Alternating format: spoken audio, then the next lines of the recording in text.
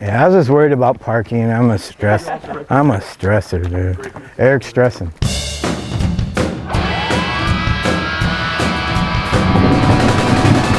This is Eric Dressen, and I'm going to take you back to the first spots for me.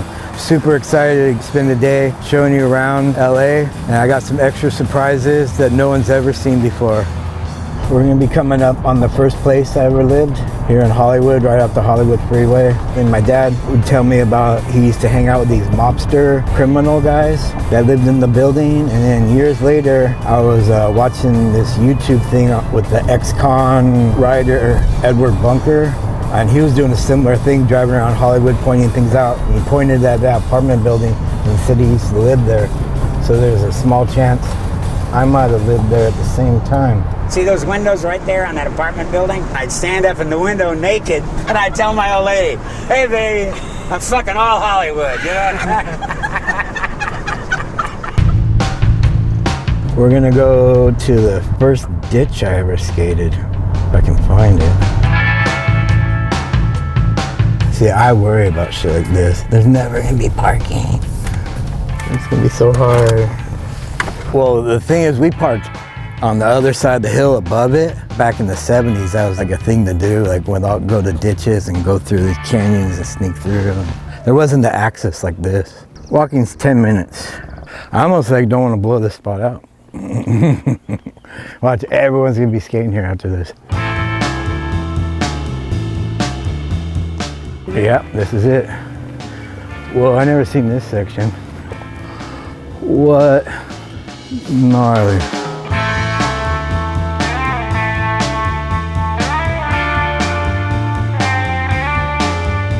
So this is Viper's Bowl, first ditch I ever skated in my life when I was 8 years old, 1975. The dudes from Canoa Surf in the South Bay brought me and my dad up here. We parked way up there and climbed down the gnarly hillside to get here like 6 in the morning. It was a total secret mission because you get busted to skate here. I used to be a sick tag up there that said Viper's Bowl. I'll show you a picture in one of the magazines I brought. I had my first major slam skate injury here. I dropped in, hit that corner on my little Wayne Brown fiberglass board with Excalibur trucks and little roller sport wheels, and it went all the way along that big bank and then ate shit right there. Just right when I hit, just ripped this wide open, just meat, pure meat, super deep. I was cool, it didn't hurt, but then they're like, "Oh, you gotta get stitches." And I was like, "Oh, so scared to get stitches." So then we had to climb up. And then on top of that, my dad borrowed Laura Thornhill's board, and he dropped in right here and fucking ate shit right here too. Like he was just kind of like a sidewalk surfer, barely skated. I remember being over there and seeing my dad's front foot just roll. And like my dad, when he gets hurt, he gets so pissed. Like he was so mad. Like literally probably never skated again after that. And also on this day, it was first pro skateboarder I ever met. It was Laura Thornhill.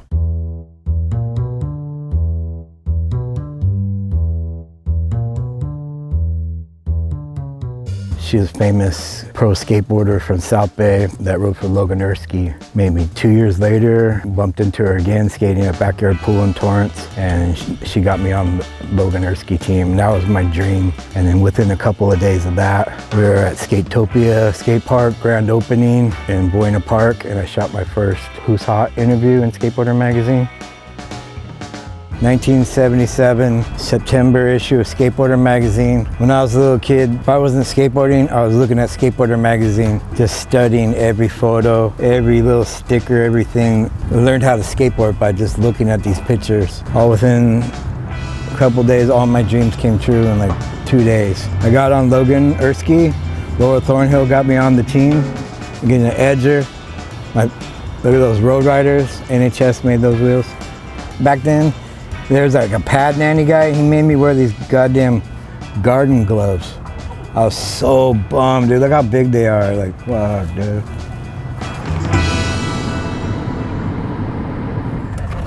So my Aunt Jackie, my cousin Todd, my Uncle Graham lived upstairs there. They managed this apartment building. That garage was just filled with surfboards. Uncle Graham showed us how to carve, back and forth, all the way down. So this is my first hill. This hill, I swear to God, was like straight up. Because we're just little kids, like 6, 7, 8 years old, on little wood boards with clay wheels. But this is the early 70s, so there's like homemade boards.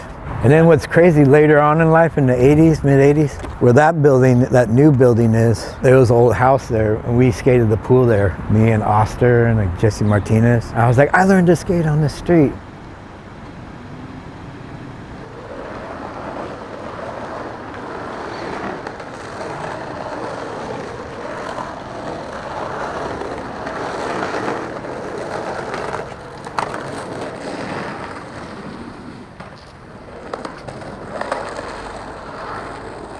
It's funny, like, cause like this hill looks so much mellower, but then when we went to the ditch, my recollection of it was mellower, and then I saw it, and where I dropped in that time, got hurt, that shit was huge.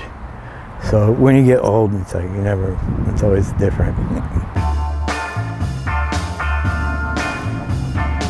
My first car was a Toyota Tercel. I think it was like maybe an 83. It was like canary yellow. I was embarrassed about it.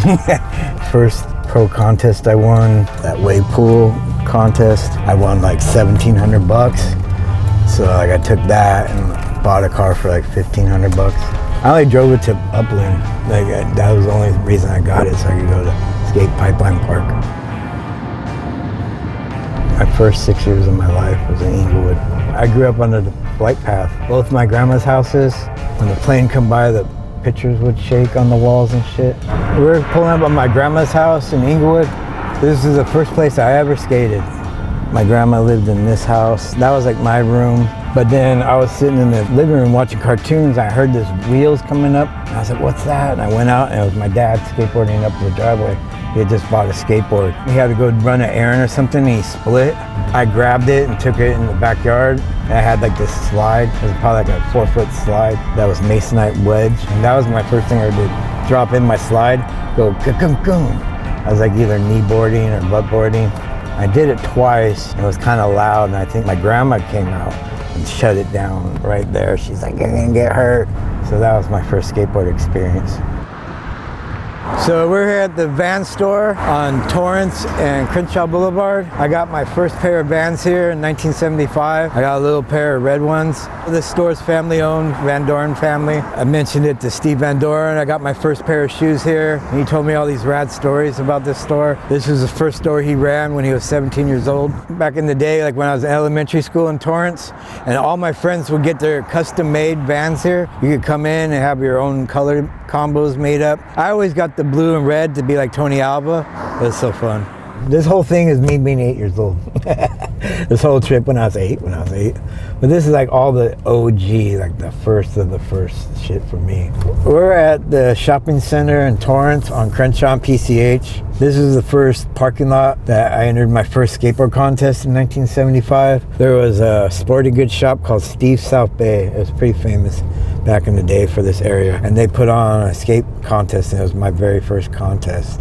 I think I got first place in freestyle. It was like a freestyle and slalom contest. But then looking at the results, you'll see the names in it, like Tony Alva, Stacy Peralta, Jim Muir, Tom Sims, Russ Howe, and it all happened like right here. Back in the day, it would just be all long-haired kids skating through here with OP shorts.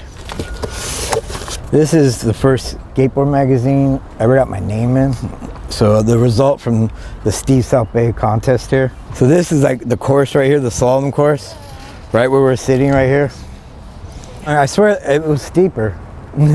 Of course it was a steeper hill. Yeah, I think they flattened this area out because if you see the down ramp, it's a little steeper. This is 1975 Russ Howell Freestyle Handbook. And this is like the first autograph I ever got from a pro skateboarder. And I got it right here, probably right around where we're standing at that skateboard contest. Like I super admired him and that he wrote this, but then me and him got inducted into the Skateboarding Hall of Fame on the same day. So it was kind of crazy. It was a real emotional thing for me. What's crazy about it is I was just a little kid living over here in Walteria, and I just ventured out into the world to right here. Met up with some super good skater guys from Lomita and just went from there. I was so caught up in skating, that's all I dreamed about, is I just wanted to be a pro skateboarder. All I wanted to do was go skateboarding. So when I was in 4th grade, I told my dad, get me an apartment by the skate park in Torrance. Just let me live there by myself. I'm gonna be a pro skateboarder. I can practice every day. I don't need to go to school. But he didn't go for it. But to me now, it's like kind of all surreal. It's been surreal the whole time. Even when I was a little kid getting sponsored, I couldn't believe it. And now being sponsored, riding for Santa Cruz, having all these bitchin' graphics. I would never dreamed of when I was a little kid being like 56 years old, skating with my heroes, skating these rad spots and having a sick model out and stuff like that. So I really appreciate it. And it's just like a dream come true, and it's just continued since I was 10, you know. I haven't opened this one up yet. So this is the first Santa Cruz board with my name on it. This was a sample made back in 1988. Talks with Santa Cruz about riding for them. And the trade show was coming up that week, so they did a quick rush. They had Jim Phillips make this quick little graphic up and printed it up and took it to Long Beach. Didn't end up riding for Santa Cruz until the next year in 1989. So this was just a sample. No one's ever really seen this board except for a few people. They only made a few of them. This is my second one. The other one I had got stolen out of my storage. Meatballer from Florida had one and he blessed me with it. So this is the first time I'm ever sharing this board. Yeah, super first.